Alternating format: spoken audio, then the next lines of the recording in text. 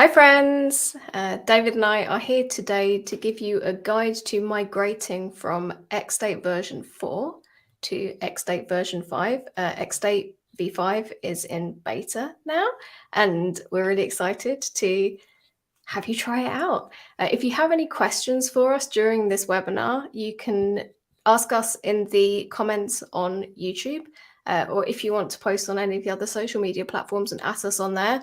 I'll keep an eye out for you, or on Discord. So please feel free to ask us any questions at any time, and we will pick those up from you.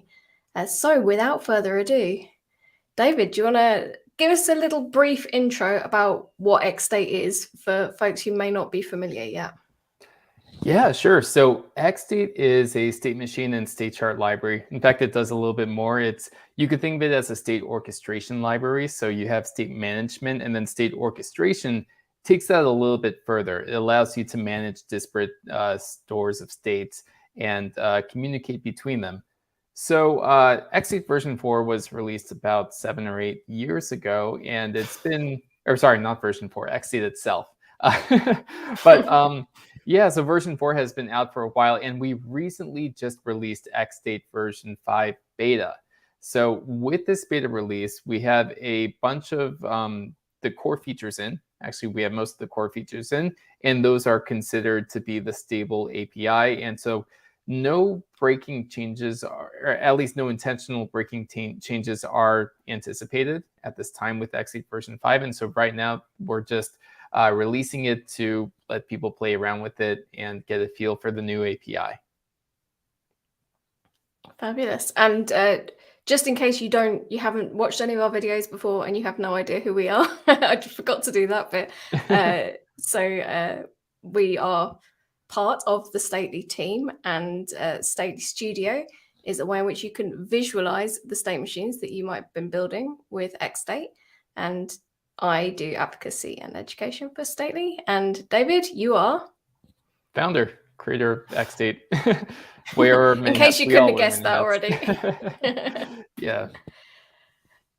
So without further ado, you got a demo that you want to share with us to help us understand how we're going to migrate from V4 to V5. Yeah, that's right. So let's load it up over here. And by the way, this is not going to be an intro to XState webinar. If you do want to see that one, we do have a previous webinar with actually this exact same example, where this is a feedback form, and you could do a few things in here. You could click good in response to how was your experience, and it will tell you thanks for your feedback. We could close it, provide more feedback. If you click bad, it opens up a form, and you could see the submit button is disabled, and you could give any sort of feedback, and then you could submit that, and that will show on the thanks page. Also, on any page, you could just close the form. So this is represented by a state machine. I'll open the visual editor over here. And this state machine shows the flow of logic in the application. So if I just zoom in a bit, we could see that we start with the prompt. And let me zoom in a bit. And so depending on what you click, for example, if you click the bad button, then it takes you to the form where you could update the form. And if it is valid, then it takes you to the thanks state. And of course, at any state, you could go to closed, and then it will just transition you back to closed. So that is the state machine. And by the way, this is the VS Code extension. It does not currently work fully yet with XState version 5 beta. It does accidentally work with some things, but there are things that we still need to add compatibility to. So what we're going to be doing is we're going to be taking that example, and let me just go ahead and close this somehow. There we go.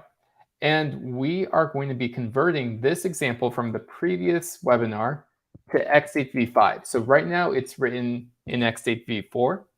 And just to give you a tour of things, first we have the schema. And this schema represents our types. So we have the context and the events. And in XState V4, you would provide that in schema. We also have context, and the feedback here, the initial value is just an empty string. Then we have a few transitions. So in the prompt state, which is our initial states, we're transitioning to thanks on feedback.good or form on feedback.bad. In the form states, we have a few transitions too, where feedback.update does not do a transition, but rather it just updates the feedback value of the context. So we're just grabbing that from the event and assigning the event.value to that feedback. And then in order to submit, the feedback has to have a length of greater than 0. This is known as a guarded transition. And so when this condition evaluates to true and this submit event is given or sent over to the machine, then we go to the thanks states. And we're going to be adding a few features along the way just to demonstrate some more features of XState V5, such as invocations and things like that. Also, at any state, we could go to the closed state. All right, so let's get started. Oh, and by the way, feel free to ask any questions in the comments or on Twitter or wherever else. Laura will be fielding them and asking. Yeah, if you're getting confused, just let us know. If you want us to slow down or repeat something, let us know. If you have any questions at all, just give us a shout. Yep. And also, I quickly want to mention that we do have in progress documentation at stately.ai/docs/xstate-v5. These docs are in progress, but we feel it's very important for you to get docs earlier rather than later so that you don't have to ask a lot of questions in the Discord or find us on Twitter. We just want to make the information available to you as soon as possible. In there, we'll be looking at this later, but there's also a migration guide. So we'll be taking a look at that later. Okay, so let's get started. Let's assume that you have this state machine written in XState V4 and you want to upgrade to XState V5. So the first thing I'm going to do, and actually, I'm going to bump up my font size just because I feel like we could do a little bit better over here. Can always be bigger. Yeah. And the screen just makes it pretty small. So font size. And just change my terminal size as well. Hopefully that's, yeah, I think that should be good. Yeah, I got it on a smaller screen and it's readable to me right now. So hopefully that's all good. Again, Okay. if you, in the comments, if you're struggling with the font size, let us know. We can always bump it up a bit more. Yeah, so if you're wondering where this code lives, by the way, this is in the XState repo under the templates directory. And so this is the React TS project. However, the majority of what we're going to be doing is going to be in XState itself, which is framework independent. You could use it pretty much anywhere that JavaScript runs. So if you're working on a Vue project, Angular, Svelte, Solid, any of those frameworks, or even no framework at all, this same information is going to apply. All right, so first things first, let us add or install, if you're using npm, yarn add xstate at beta, and also we're going to add xstate react at beta. So all the packages need to be at beta in order for them to be compatible with each other. All right, so we added those, and we're going to see that now that we added it, we have a few red squigglies, which is good because this is the old V4 syntax, and it's highlighting where things are going to be a little different. So let's actually start at the bottom. First of all, you no longer need this predictable action arguments true because this is the, I want to say the default behavior, but this is the behavior in version 5. Just a reminder, this predictable action arguments flag meant that when you have multiple actions such as assign and something else, it ensures that those actions run in order as you would expect. In previous versions of XState V4, the assign action was always prioritized. And so now things just work predictably by default. Another thing over here, this will actually error because closed, this is on the root state. And of course, there is no sibling states to the root state of createMachine. So you have to add a dot in front of it because we are technically, or yeah, we are definitely targeting a child state. So that's just a long-standing bug that, we fixed. All right, so at this point, nothing works because, we still have a few errors. So another thing too In XState V4, we had this multi-argument way of doing things like actions and guards and services and things like that, where you would have context, events, and other stuff. However, in XState version 5, there's only one argument, and it's this object where you could destructure whatever you want. So I'm going to grab the event from here. And so now you could see that we still have red, and we're going to fix that in a minute, but we no longer have to add an underscore for that argument that that's unused. Okay, so let's actually real quick go back up here and make the types work. This has been renamed to types. And now that we do this, we're going to see that TypeScript is now happy with us. It infers the event as a feedback.update event, and it gives us the value as a string. So all good over there. Another big change is that instead of cond, however you pronounce that, it's now a guard, because this is a guarded transition, and a guarded transition has a guard. So it makes it a little bit less confusing. I like to shorten my context in V4 as CTX. It's a little bit easier to type. However, thankfully with V5, autocomplete will just give you context. So I could just do that. If you do prefer to not, find, replace, and do all that, you could always just easily do this if you wanted to. But I like the more verbose version. It's just more explicit about what it is. But the context, we see that feedback is a string. So this is all going to be properly typed. So again, we're replacing cond with guard. All right. I'll pause there for questions as we're refactoring. One question from Nick is, will there be an update script to help us migrate? Yeah. So first of all, we pretty much already migrated. It's been like 5 minutes, but and this is a basic machine, but you could see that it doesn't take that long. However, we have Mark Chandler, who's really helping us with a code mod. And the code mod is going to make all of the update tasks a lot easier. So yeah, long story short, yes, there will be. Fabulous. That is all our questions for now. Oh, wow. Yeah, feel free to ask more questions, everyone. Okay, so this is createMachine. Oops, I did not mean to go there. Let's go back. This isn't updating. That's why. Let me just find the right URL. It's somewhere here. There we go. That's the one we want. All right, so when we reload, okay, we see that everything is still working. Yeah, okay, good. Everything's working great. So trying to think, those are pretty much like the most basic migrations that you could do.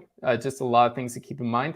But there's another big one, and we're going to add states to represent this. There's another big one that has to do with invocations. So invocations are a little bit different in XState V5. So I'm going to go ahead and create a submitting state. It's like that. You could also do it in the visual editor if you want to, but it's simple enough to add here. And also at the same time, we are going to, I'm going to go to the app.tsx file, and I'm just going to add something for submitting so that we could see that it's submitting.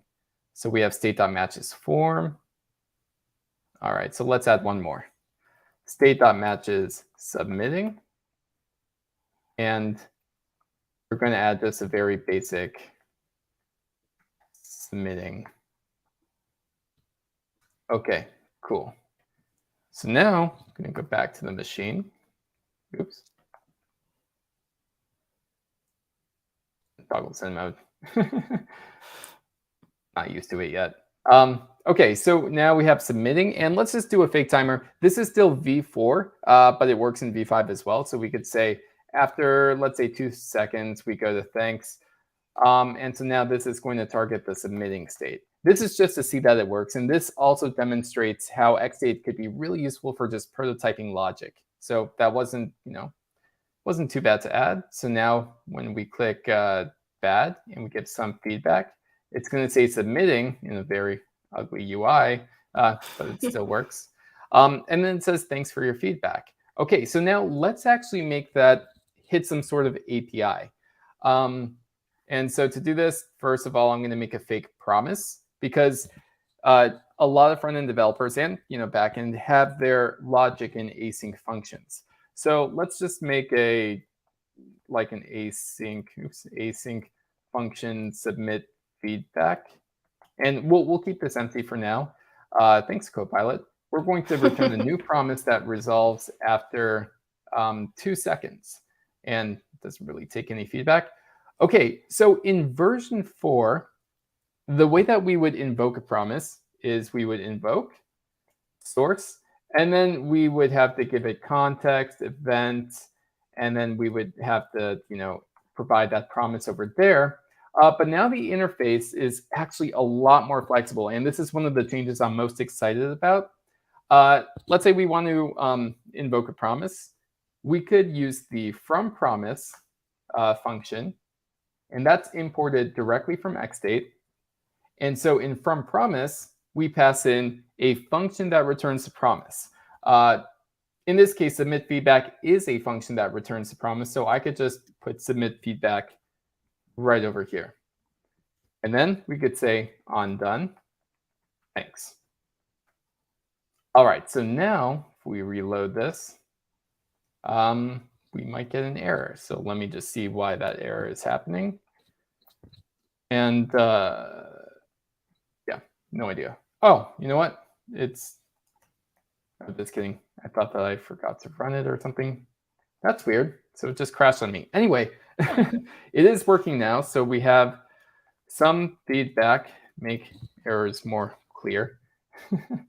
And then that's going to submit. And after 2 seconds, it takes you to thanks for your feedback. And so it is hitting that promise, and everything is good.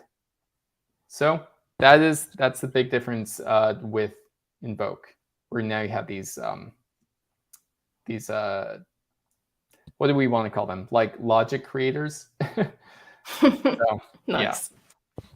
Yeah. I'll pause there for questions or anything. Anyone have any questions? Just let us know in the comments, or you can @ us on social media. I'm just pinging my way around the different social media platforms. See if we have any questions on there. Nothing so far. Awesome. Yeah, I didn't want to make this this migration too short, because otherwise it would seem too easy. We can't have that. So there's another big area of XState V5, and this is more of a new feature rather than the migration, but you could think of it as a migration as well. So I'm going to show you the old way first that we would do this, and then the new way. So let's say that we wanted to give initial feedback, like just pre-fill a template or something like that. For example, we want to say, I did not have a good experience because, and then we want to just pre-fill that so that when the user goes to the bad page, if it reloads for me, which it's the demo gods, they got something against you. Yeah.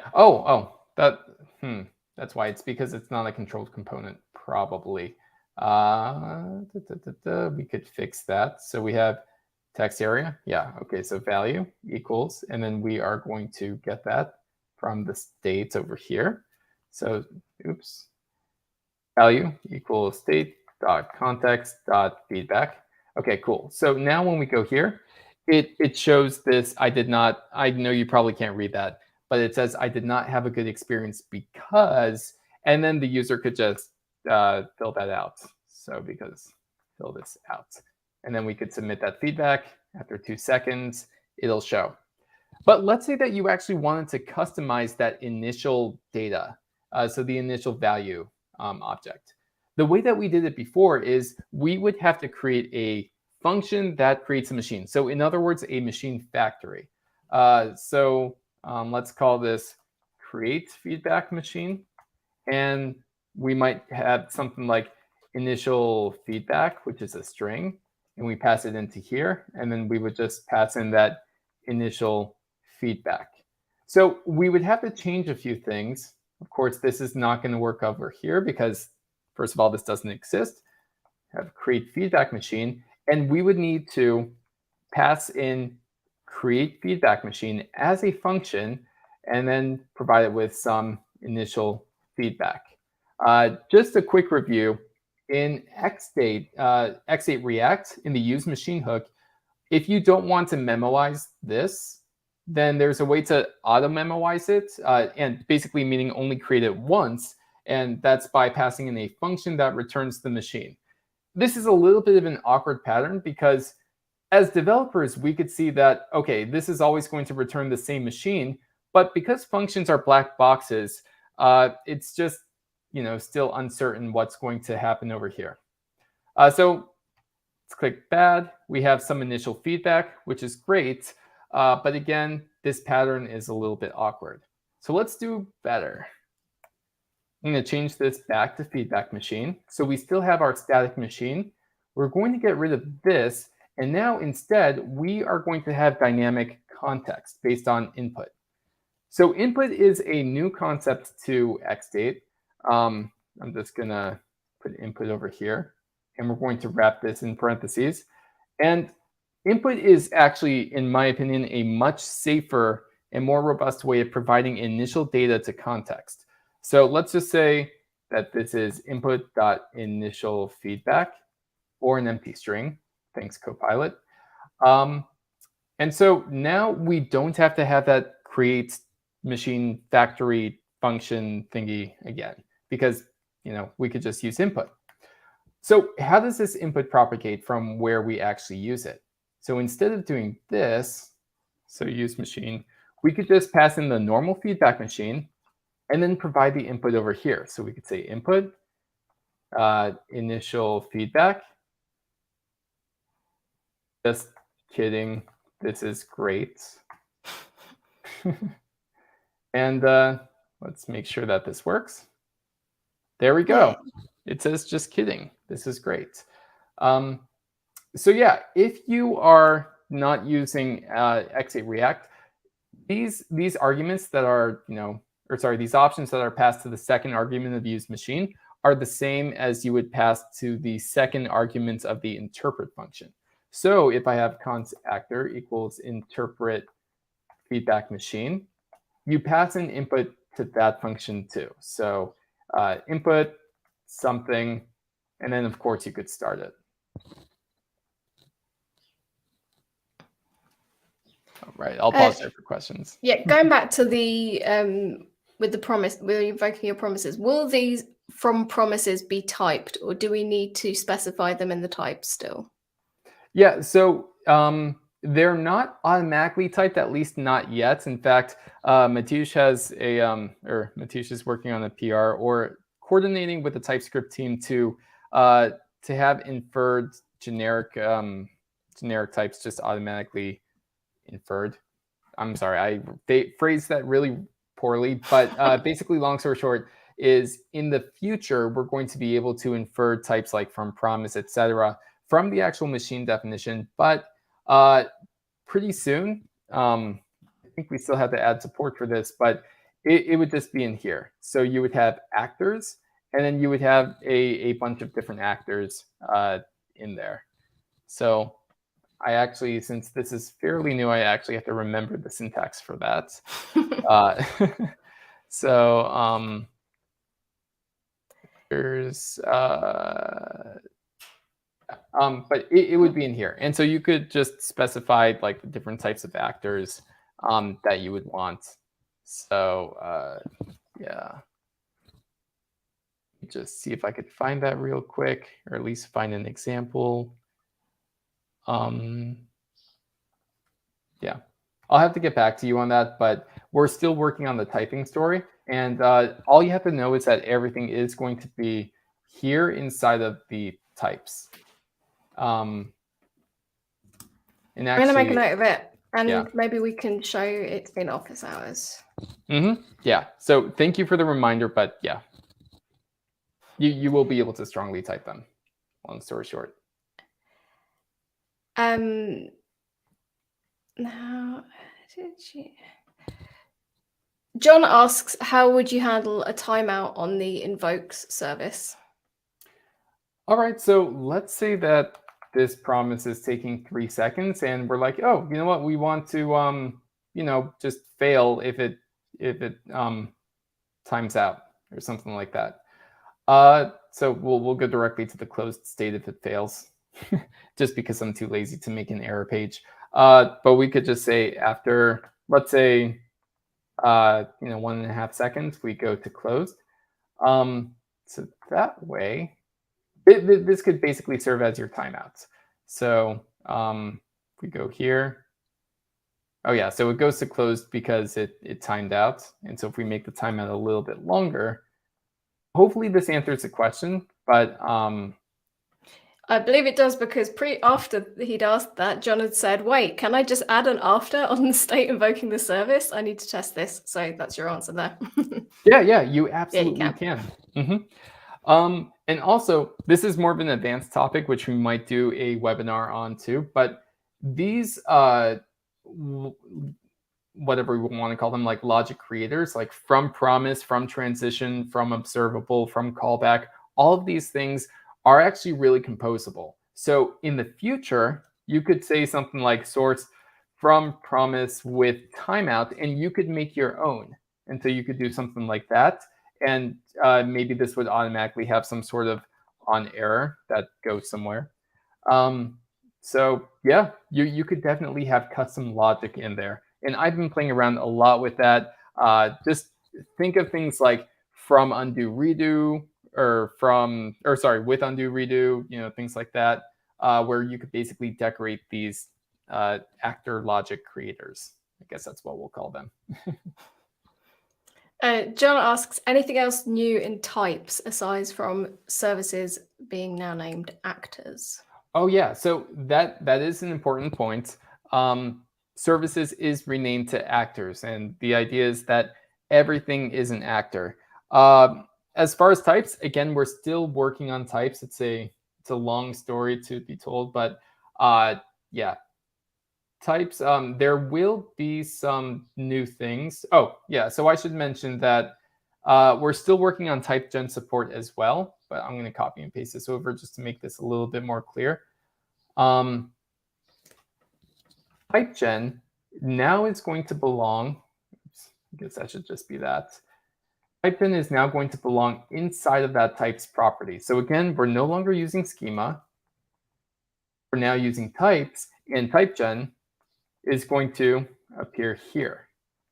And then I guess it's type gen. Regardless, it's going to appear, oh, it's because it didn't automatically do the type gen thing.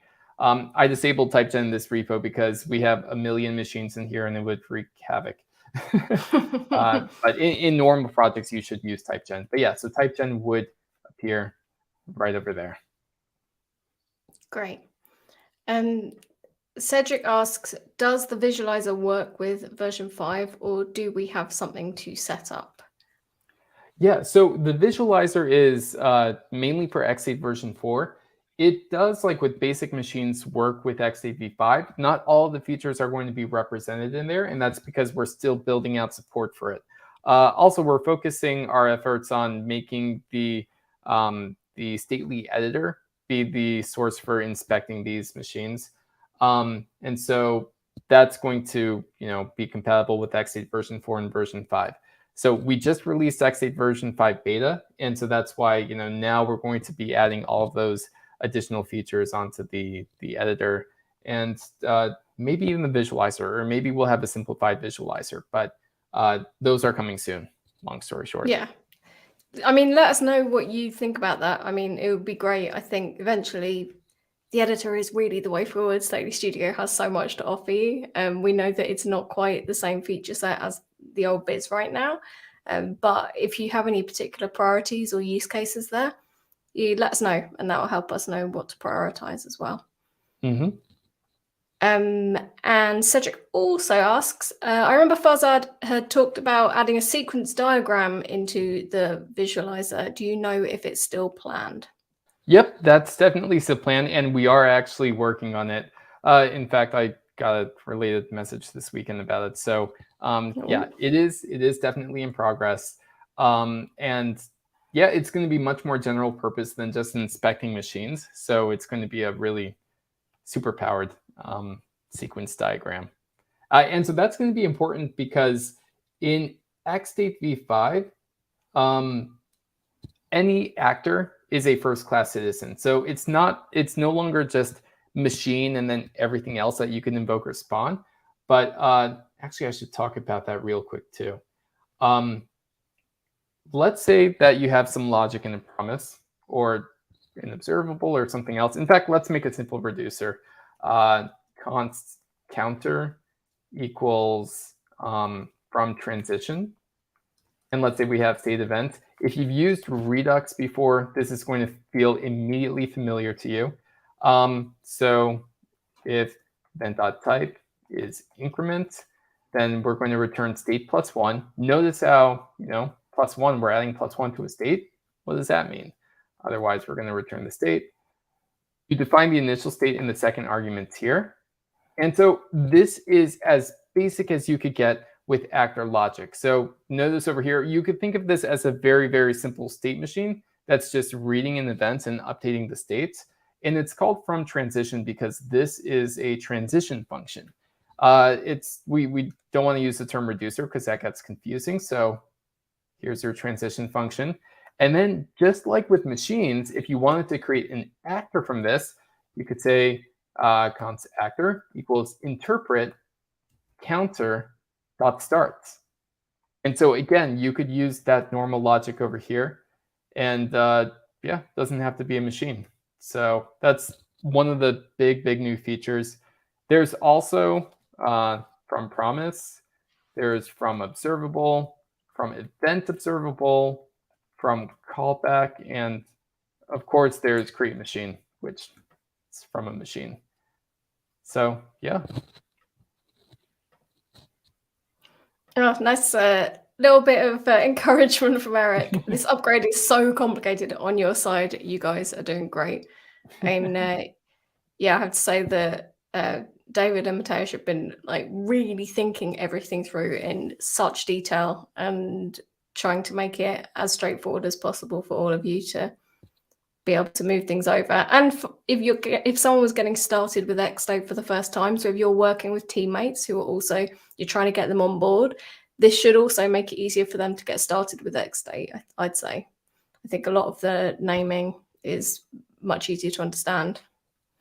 Yeah, exactly. We're simplifying the naming, trying to simplify a lot of concepts. And just like Eric said, he said he loves the from stuff APIs. I do too. I think that there's going to be a lot of superpowers in here. And the excuse of I don't want to convert everything to a state machine or state chart, or I don't want to learn about using state machines or state charts is no longer a valid excuse with XState version 5 because now you could use whatever you want. Of course, with state machines, you're going to have the most flexibility. You're going to be able to invoke, spawn other kinds of actors, do things like manage effects and things like that, and handle all kinds of events. Whereas things like from promise, from observable, from transition are a little bit more limited, but most developers write their logic in ways that could be represented by those kinds of logic anyway. So, it all works out. And so on that, John says, so all the from functions return an invokable actor definition. Yeah, so let me just go back to here. This right now, don't worry about the naming, but it's typed as actor behavior. That's probably going to be renamed to actor logic, but this you could think of as a type of state machine. And so this state machine can be passed into interpret, and this creates an actor. So this creates an actor creator, I guess you could say. Just we're going to call it logic because otherwise it gets really confusing. But yeah, so this creates a thing that you could pass to interpret so that you could start an actor. Or you could create an actor. Yeah. Nick asks, do these new actors also work with useSelector and useActor? Can we subscribe to their state within our React components? Let's find out. So I have this actor over here. which I'm using Veets, by the way. So this is just in global scope on the window. And I am going to say const count equals useSelector. And I'm going to grab that actor. I'm just going to, well, I guess I could just grab the count. I mean, that's the only state that's available on the actor. And so let's put it somewhere. Okay, let's put it as a big H1 tag over here so everyone can see it. And this is going to be count. And whenever I click the count, I am going to send type inc, but I need to actually send it to that actor. So I'd have to say actor.send type inc. And remember, this is in global scope. Ideally, when you're working with React or other frameworks, you would have this in a more reasonable way, like maybe passed down from a prop or made available through context, but this is going to work as well. That's another big thing that I forgot to mention. One breaking change in XState V5 is that you can no longer send a string. You have to send an event. So it will warn you on, or sorry, it will throw an error on runtime if you accidentally do this, but in TypeScript, it will warn you anyway. So just make sure to always send an event object. And the same thing applies to any actor. Okay, so now we have a big counter over here, and we could click, and we see it's going to increment. So the short answer is yes, these actors do work with useSelector, and there currently is a PR to make the actor creators, I guess we'll call it, work inside of useMachine, useInterpret as well, if you wanted to. And also the new createActor context API. So, yeah. Oh, Eric loved sending strings. He said it always felt like cheating, but it was so ergonomic.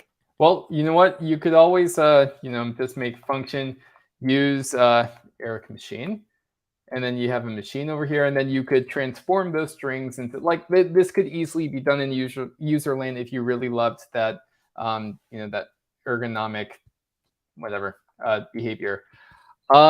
One of the main reasons we did this is because of TypeScript. And so in TypeScript, if you say this could be a string or an object and only certain kinds of strings, that made the typings really, really complicated. So that's one of the big reasons it changed. We wanted both faster types and we wanted stricter types so that the typings are more reliable. And also, in terms of consistency, especially when you're onboarding a new coder to your code base, you don't want them to see a mix of strings and objects and then having them question, wait, which one is what? And then you having to explain, well, the string is sort of a shorthand, but if you want to make that have payload, then you have to convert that to an object. Like that just gets really confusing. So if we default to you could only send objects, then it becomes really easy to see like, oh, I see how I could send payload. So yeah. On that topic, I've just been, because I have a checklist of things that we've got in our migration guide that I'm keeping an eye on. We also are for eventless, the always events now need to be defined through the always property, and you can't define them via an empty string as well. So that's kind of in the related area, isn't it? That's exactly correct. So you used to be able to do this.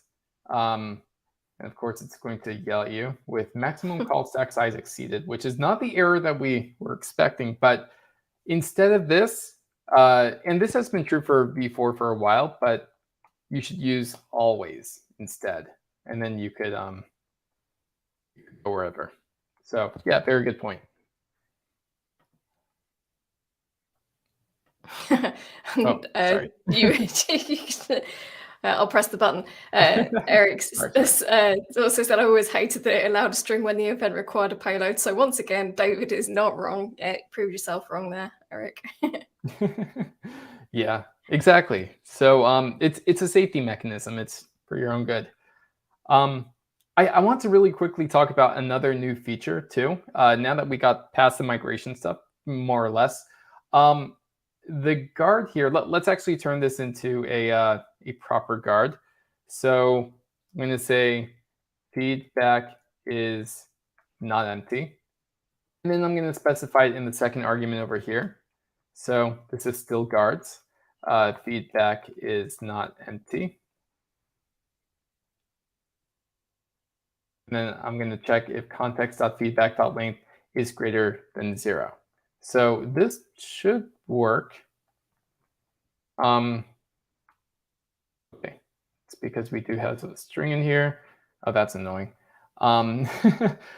Anyway, let's say though that, and you've probably done this before if you had a lot of complex guards, but let's say that we have a feedback is empty. And so this is just checking if the feedback.length is 0. And by the way, I'm just going to change this to just an empty string.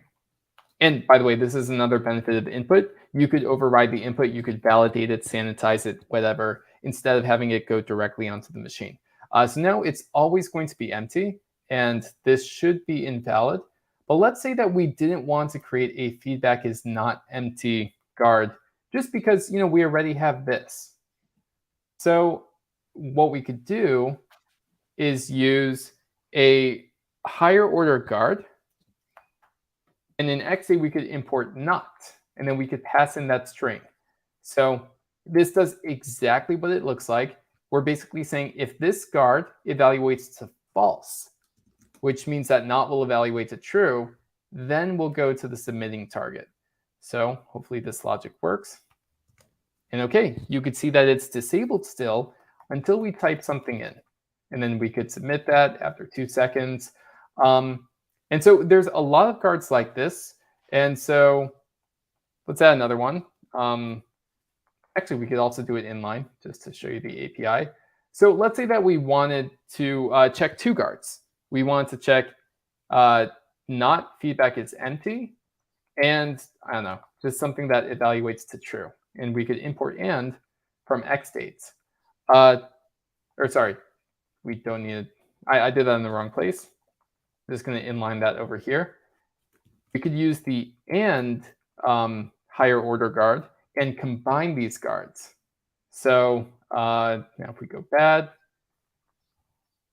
let's make this false. So again, this should evaluate to, if I could type, should evaluate to false always. So if I click bad, you could see that submit is still disabled. And you could go however deep you want over here. Like we could say and not or, we have to import or, and then feedback is empty, and maybe something else, and true. Just you could really combine these guards however you want. So yeah, this makes the guard story a lot more flexible. That's also another one of my favorite features too. So I wonder if this works. Not sure. Oh yeah, it works. Cool. John asked, is there anything written up about how the team envisages the receptionist pattern working? I've sent him a link to the original, the RFC that we had for that. But is there anything else that you want to mention about the receptionist pattern right now, David? Yeah, sure. So the receptionist pattern, it actually does work, and we'll probably do that in a different workshop, but just to preview it to you, let's say that we have a top level invoke here, which hopefully you could do top level invokes. They're very powerful. It means you don't have to go into a state to invoke anything. But let's have some source here, and let's just say from callback, and this is whatever. So this is just going to be a dummy invoke, and this is only to show you like how you would use the receptionist pattern. When you create a machine and when you interpret it, it creates an implicit system. And so you could register actors at any depth. So if it's an actor which is invoked from another actor, which is spawned from another actor, like however deep, you could register that actor to the system. And that's by giving it a system ID. And let's just call this notifier. And so what you could do is, let's say that this is done. we want to target things, but we also want to send something to the notifier. And this could be any machine at any level. What you could do is say actions sendTo. And then, well, we have to get it from the system. And so this is going to be system.getNotifier. And then we could send it whatever event we want. So type notified message completed or something like that. And so now you could access that actor again from any level. And so that's basically how the receptionist pattern works. I think this question is related to this person says, it is very useful, but is it serializable? Good question. Oh, yeah. So that's another big feature. Actors in general, when you invoke or spawn them, as long as they're named, like they have an ID, the actors themselves won't be able to be serialized. However, their states will be. And so that's why when you're rehydrating an actor, you do want to make sure that you're using the same code for them so that nothing unexpected happens. And we are going to be, actually, we do have documentation on serialization and rehydration. So I think you're talking about serializing the actors, but you can serialize the state as well. So yeah, there's a difference between creating machines that, that work and then refactoring them so that they become fully serializable. And we will be writing guides on that. Yeah, which reminds me, going back up to Ivor said docs when. As we mentioned earlier, there are docs now at stately.ai/docs/xstate-v5. If you go to stately.ai/docs, there's a little drop down on the top right hand side where you can choose XState V5. It's also, if you're on a narrow browser, it's in the main menu. If you get lost, if you can't find it, it's there as well. Eventually, these will be the main docs. There's been a full rewrite in terms of everything, pretty much everything, actually. So you can find that there. Yeah, and also, we didn't cover everything in this webinar, so I just want to mention that there is a migrating from XState V4 to V5 page in the documentation, which right now outlines all of the, or most, if not all of the breaking changes. And pretty soon we're going to be adding all of the new features, which they're spread out throughout the docs. So I just have to create a list and create links to them soon. So you know what? Let me just quickly speed run through these. First of all, instead of machine, capital machine, I wonder if I could zoom in on this. Probably not. In fact, Computer says no. Yeah. It's createMachine instead of machine. So you're no longer importing machine. It's just createMachine. And this is important because if you're using ChatGPT to generate your state machine definitions, sometimes it will give you the capital machine. So that's just something to be aware of. We talked about going from cond to guard. That's this area over here. We also talked about single arguments. There's this one over here. When you interpret an actor, such as this one, and you call actor.subscribe with, you're going to get its snapshot. This is no longer going to be the the previous snapshot. Instead, this is going to be sort of like live or hot observable. I think I'm using that term correctly. But basically, this snapshot is not going to come in until a state transition has actually occurred. So if you wanted to get the current snapshot, don't do it in here. Instead, be more explicit. You're going to current equals actor. You're going to call actor.getSnapshot, and that's where you could retrieve it from. So this makes subscribes behavior more predictable because you know that you're only going to be getting it when they come in. So let's see what else. Oh, yeah. So the send action is deprecated. Don't use the send action anymore. And this is true for version 4 as well. So let's say I have actions send, and then you want to submit to somewhere, like that. instead of doing that, you're going to say actions sendTo, and that could be somewhere, and then you give your events just like that. And also, if you want to send an event to self, the raise action has become a little bit superpowered. So now you could say actions raise, some events. So type submit or some event. And you could also specify things like a delay.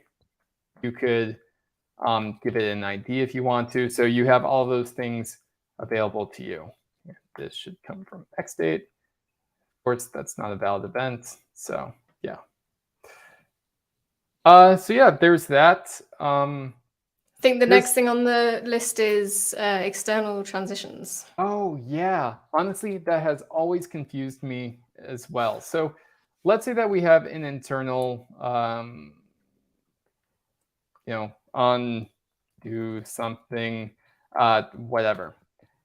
If you didn't want to exit and re-enter the state, before you had to do something like internal true, which was a little bit confusing.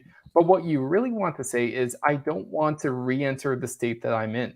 So instead, you say reenter false.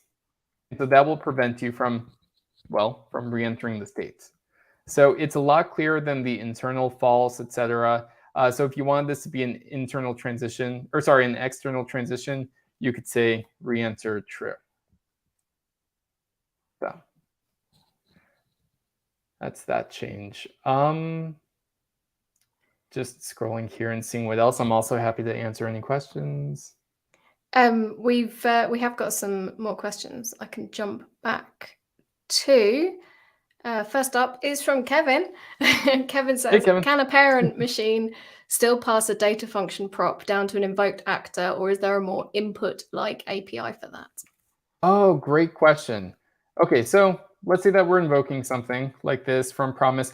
Actually, this is a very good example. So I'm going to go back here. In fact, yeah, we have a little bit of time. Let me just make this an example, and I might have to undo a whole bunch of stuff that I did. Sorry, give me just 1 second while we do a little cleanup. In fact, I could probably just delete this. Hopefully everything still works. Let's see. No, that's not where I want to go. So bad, submitting, and it says thank you for your feedback. Let's make this actually come from the the submit feedback actor. So we have target thanks and actions.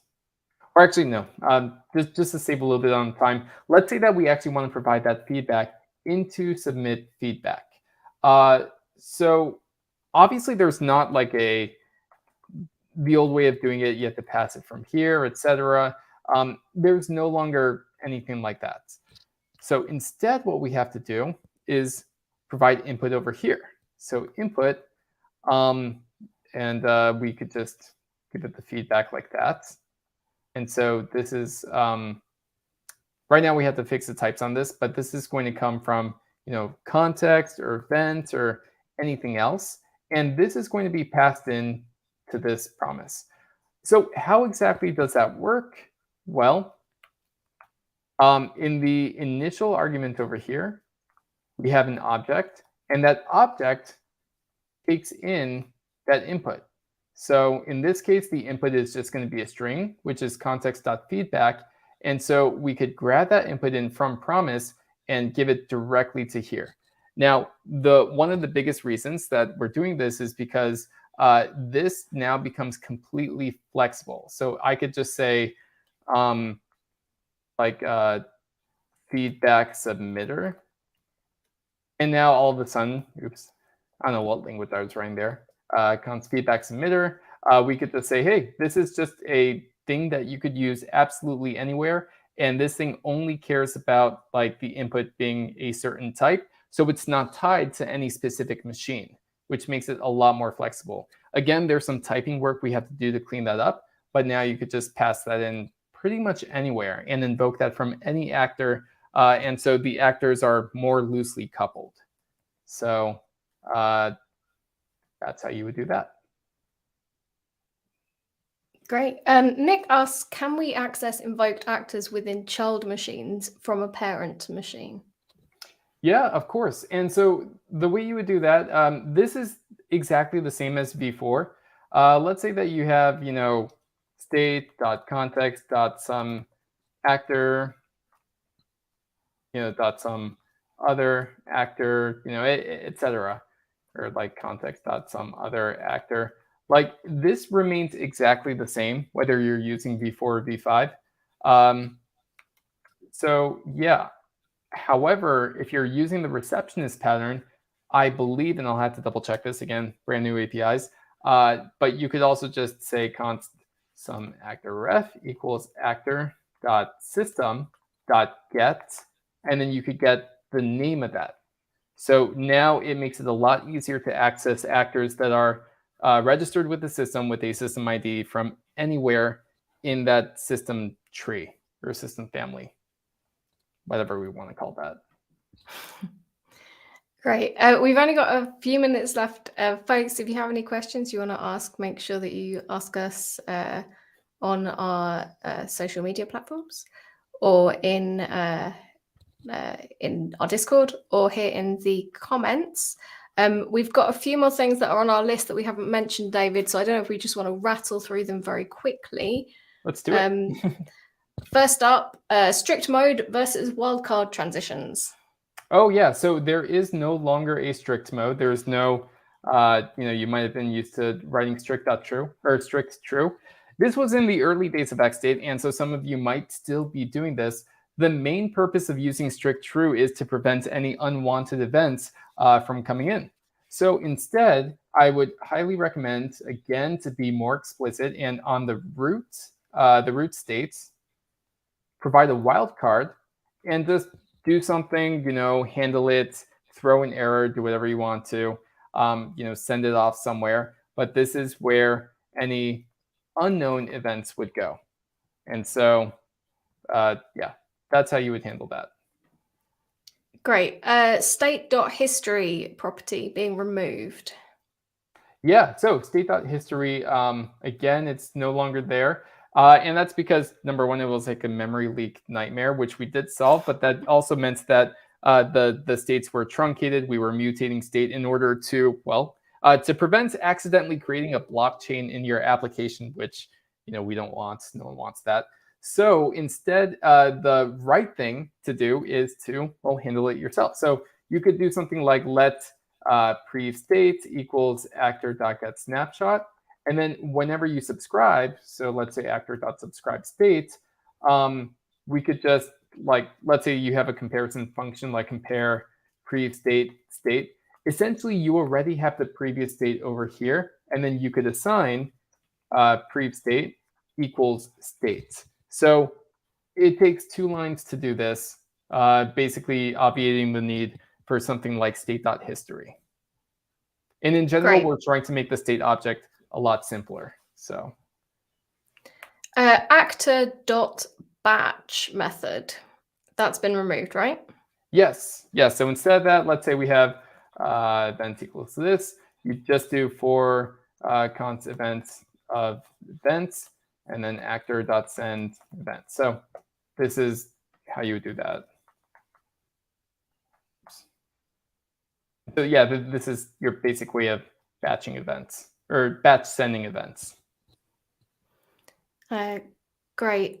Going on to transitions and guards, and forgive me if I don't think you mentioned this earlier.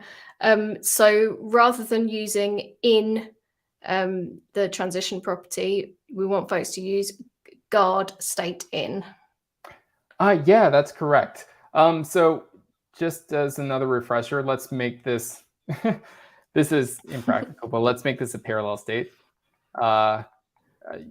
You would have like some states, let's say 1 and 2. And let's say that you want to make sure that you were in state 2 or something. Let's just give this an ID of 2. So instead of doing in, which was a little bit confusing, it looks built into the transition, you would use a guard because that's essentially what it is. it's a special kind of guard. So you could say on some event, instead of in2, for instance, you would say guard stateIn. And so this allows you to just ensure that you're in pretty much any state in the machine. So if you want to make sure that we're in submitting, for instance, we could just say submitting or form or something. Or if we were in a nested state, we could do form error. Of course, there is state. I was going to say that there's state not in, but now you could just do state in with the not higher level guard. And that works as well. Fabulous. And finally, staying on guards, the params property that you can use on action and guard objects. Right, yeah. So before, let's add an action over here. Actions type do something, like let's say we want to send a message. Before in XState V4, you would put the message directly on the object, so hello world. But now it would be nested within params. And this is, again, to simplify the typings and to just, it also provides a standard for visualization because we could just grab the parameters from that params object too. Guards work the same way. So if you have a guard over here, so guard, you could say type is greater than and params value 10, for instance. So they have the same shape. Great. Now, I don't think we have any more questions. I think we have managed to wrap up everything that is currently in the migration guide. I mean, chances are there will be more added there in the future. And that is a reminder that if you want to check out that guide, go to stately.ai/docs/xstate-v5, and there is a migrate to v5 page in there, and we'll put the link in the description to the video later on. And I suppose before we end up making this incredibly long, if you do have any more questions, do feel free to let us know in our Discord, on any of our social media platforms. We will get back to you as quickly as we can. Or we have another office hours coming up this Friday, and you're welcome to join us there, where you can ask your questions live, and we can give you live demos as well. So be sure to join us, because office hours is always great fun. Yep. Anything else that you wanted to say, David, about V5 at this point? Yeah, so we are going to be in beta for a while. We definitely want people to kick the tires and try it out. It's using basically the same tests as V4, so it's been extensively tested. And so consider V5 in terms of functionality a superset of V4 if you're concerned about things like, is this going to, well, obviously there might be some breaking changes, but are there going to be things that are no longer possible in V5 that were possible in V4? And the chances are likely not. In fact, you're probably going to be able to do more things and have more patterns available to you in V5.